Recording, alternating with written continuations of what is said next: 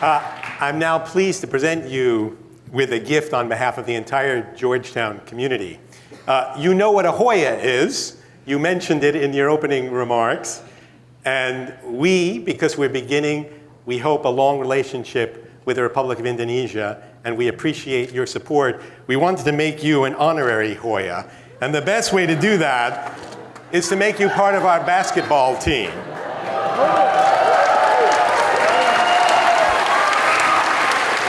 Terima kasih, Mbak.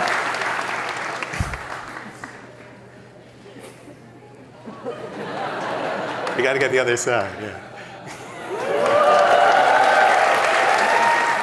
Indonesia is always open to cooperate with any country dan tidak berpihak pada kekuatan manapun kecuali pada perdamaian dan kemanusiaan.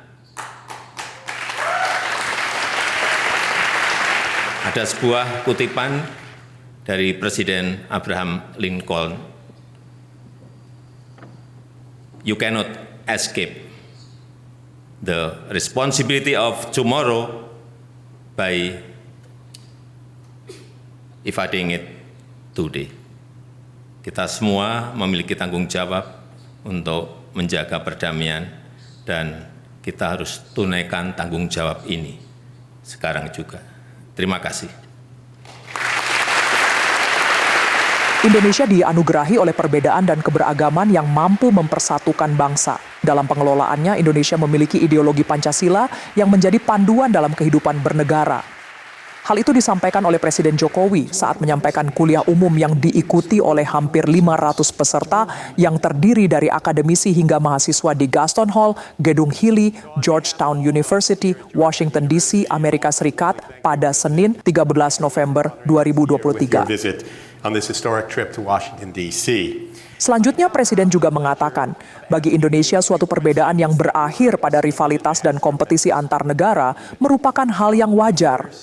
Namun demikian, Kepala Negara menekankan pentingnya mengelola perbedaan tersebut agar tidak menimbulkan konflik terbuka yang dapat dipicu oleh ketidakstabilan kawasan.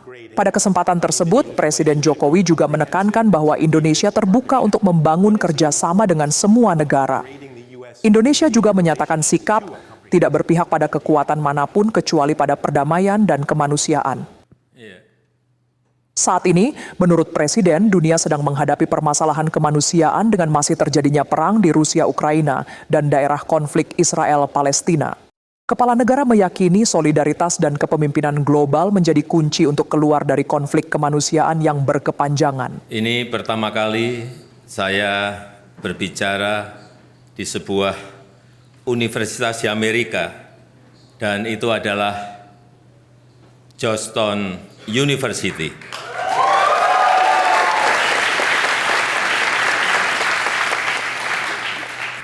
Siang ini saya tidak akan berbagi tentang ilmu negosiasi, ilmu politik, apalagi aljabar, no. It's too complicated. Just leave it to the Georgetown lecturers. They already an expert.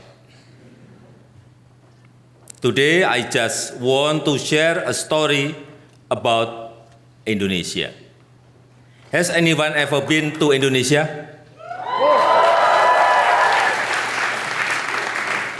When? Good. Amerika adalah negara besar dan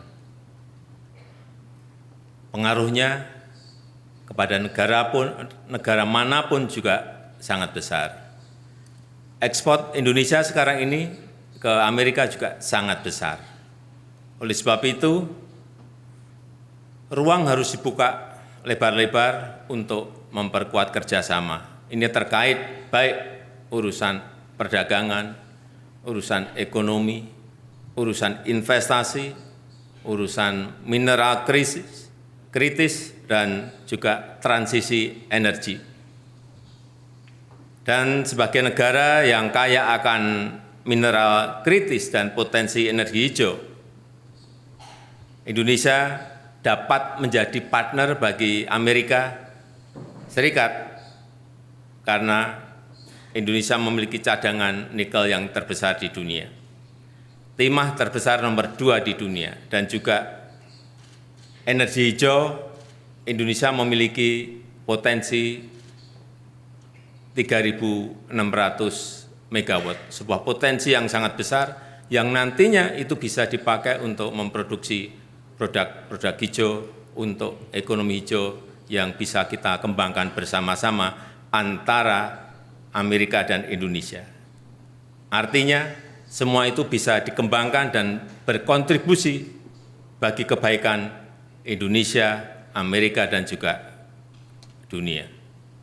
Saya rasa itu. Thank you.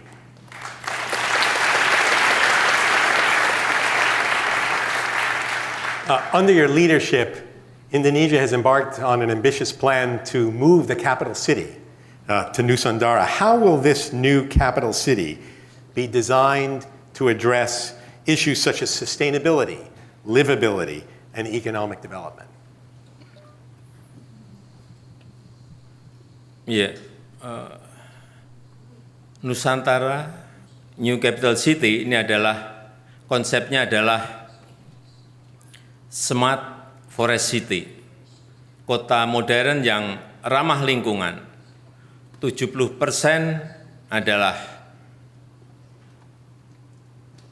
kawasan hijau, kawasan hutan yang sekarang ini monokultur, kemudian akan diperbaiki menjadi sebuah hutan yang heterogen, yang akan mendekati tropical rainforest, dan 80% akan menggunakan transportasi publik, kendaraan listrik, dan penghuninya 100% harus menggunakan kendaraan listrik, sehingga nanti akan menjadi kota yang betul-betul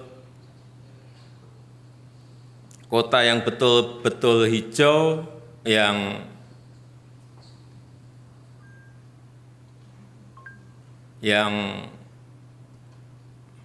layak untuk dihuni bersama-sama, sehingga yang pertama dibangun di ibu kota Nusantara adalah, yang pertama kita bangun adalah Nursery Center, Botanical Center, yang setiap tahunnya menghasilkan bibit kurang lebih 15 sampai 16 juta bibit, yang itu nanti akan ditanam baik di ibu kota Nusantara maupun di Pulau Kalimantan, sehingga kawasan itu menjadi kawasan yang sangat hijau, dan juga pembangkit listriknya adalah energi hijau, baik dari solar panel maupun dari hydropower. Dan kita harapkan ini akan bisa kita mulai huni nanti di Agustus 2024.